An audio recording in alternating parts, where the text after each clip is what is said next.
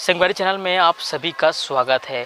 आप अभी जो आपने वीडियो देखा वो वीडियो देखने के बाद आप भी यही सोच रहे होंगे कि सहदेव दिर्दो को एक लग्जरी कार गिफ्ट में मिली है।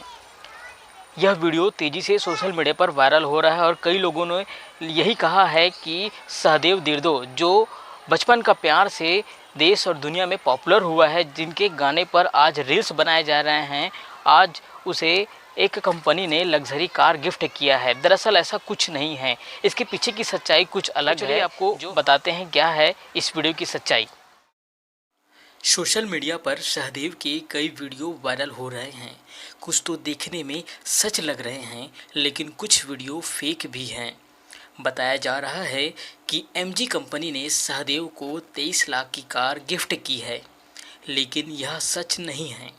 मीडिया रिपोर्ट्स की माने तो एमजी कंपनी ने खुश होकर सहदेव को 21,000 का चेक दिया है। कंपनी के प्रवक्ता ने अपने बयान में कहा, उनकी कंपनी ने सहदेव को कोई कार गिफ्ट नहीं की है, बल्कि 21,000 रुपये से उन्हें सम्मानित किया गया है। सोशल मीडिया पर वायरल हो रहे वीडियो को देखने में ऐसा प्रतीत होता है कि सहदेव को 23 लाख की कार गिफ्ट में मिली है, जबकि यह बिल्कुल गलत है।